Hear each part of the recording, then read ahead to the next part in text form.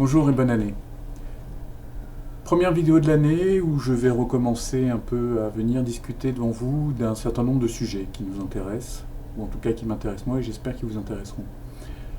Le 20 janvier, Monsieur Donald Trump va devenir président des États-Unis.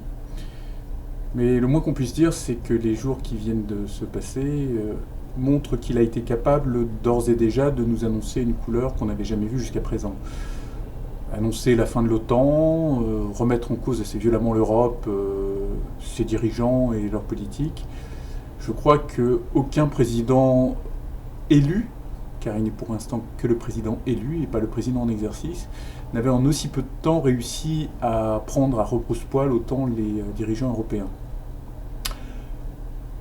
Cependant, ce que fait Donald Trump de manière très explicite, ça n'est que de manière bruyante et assez vulgaire, faut bien dire les choses, que la continuité de la politique des États-Unis. Monsieur Obama, avec toutes les qualités qu'il pouvait avoir, n'a pas fait autre chose que ce que disait Monsieur Donald Trump. Il a laissé tomber l'Europe, de la même manière que George Bush a aussi commencé, avec la Géorgie, laisser tomber l'Europe face à la Russie.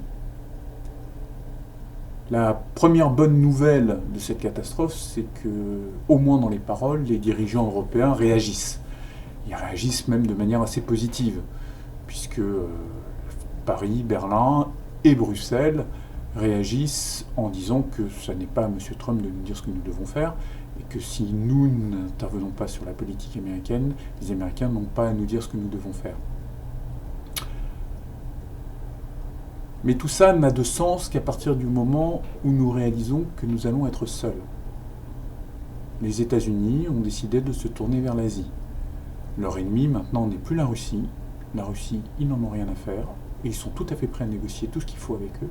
Leur ennemi, c'est la Chine, car la Chine conteste pour eux la prééminence sur le Pacifique, et aujourd'hui le centre de gravité du monde, d'après les Américains, est dans le Pacifique. Cela veut dire que nous ne pouvons plus, au niveau européen, nous permettre de céder quoi que ce soit sur ce qui fait l'Europe.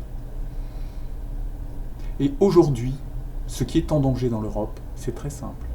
C'est la monnaie, notre euro et Schengen. La monnaie, on l'a vu avec la crise des Grecs, Espagnols, Portugaises, bref, la crise des dettes souveraines, il est arrivé de manière très brutale que la volonté d'un petit nombre de pays s'impose de manière très brutale à d'autres pays, à travers l'euro. Je ne vais pas rentrer dans les responsabilités, je pense qu'elles sont partagées. Il y a d'un côté de l'incurie et de l'autre côté de la brutalité. Bref, comme d'habitude, il y a rarement des bons et des méchants. Je pense que les erreurs sont très partagées. Mais l'autre sujet le plus important pour moi, c'est Schengen. Car, à partir du moment où nous avons une monnaie commune, il est aussi important que les gens puissent se déplacer librement à travers les frontières. Alors vous allez tout de suite me dire, mais attendez, Schengen c'est n'importe quoi. Dès que quelqu'un met le pied sur le sol européen, du jour au lendemain, il est partout et n'importe où. Et vous allez me citer Berlin. La personne qui tue à Berlin, qui ensuite se balade gentiment dans les Pays-Bas, qui se balade en France, qui se balade pour ensuite se faire tuer en Italie lors d'un contrôle d'identité. Je pense que c'est vraiment un faux bon exemple. La première chose qu'il faut savoir sur Berlin, c'est qu'on a perdu 32 heures parce que quelqu'un qui s'est pris pour un héros a pourchassé un pauvre Pakistanais qui n'y était pour rien à travers Berlin en le désignant comme le chauffeur du camion. Donc le temps que cette personne soit interrogée, qu'on vérifie ses déclarations et qu'on se rende compte qu'elle n'avait que le malheur d'être là et d'avoir été désigné par un héros comme étant le responsable, on a perdu 32 heures. Pendant ces 32 heures, que vous ayez Schengen ou non, la personne qui n'était pas recherchée aurait pu très bien franchir largement la frontière avec les Pays-Bas. Une petite expérience personnelle, hein. Je suis parti de Berlin avec ce qu'on appelle l'ICE, et je suis arrivé en moins de 6 heures à Amsterdam. 32 heures, 6 heures, vous passez allègrement, sans aucun problème. Une fois que vous êtes au niveau des Pays-Bas, passer des Pays-Bas à la Belgique et passer de la Belgique en France n'est guère un problème. encore une fois, une expérience très personnelle, puisque étant enfant, bien avant Schengen, je me rappelle encore d'un voyage fait à Bruges avec mes parents, où la seule rencontre avec un douanier, c'est on s'arrête devant le guichet de la douane, le douanier lève un peu la tête et nous laisse passer. Donc, il faut arrêter avec ce Schengen passoire, ça n'est pas vrai. Ce qui est vrai par contre, c'est que nous ne sommes pas allés assez loin dans Schengen et nous n'avons pas appliqué la totalité de Schengen. En particulier, nous avons laissé reposer, et bizarrement sur les mêmes, notre sécurité sur un très petit nombre de pays. Nous devons, de manière beaucoup plus concertée, mettre en place ce qu'il faut au niveau européen pour que la police européenne se fasse aux frontières de manière efficace, et non pas aux frontières nationales, mais aux frontières européennes.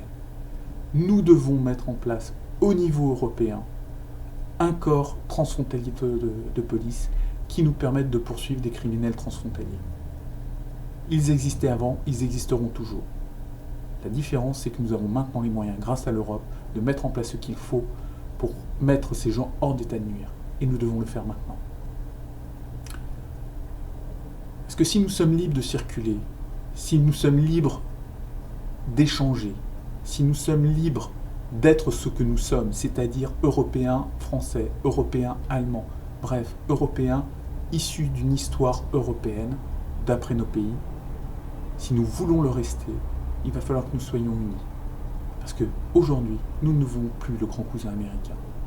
Face à nous, nous avons des gens qui n'aiment pas notre mode de vie, qui nous pensent décadents, qui nous pensent dégénérés. Et je n'utilise pas ce mot-là à la légère.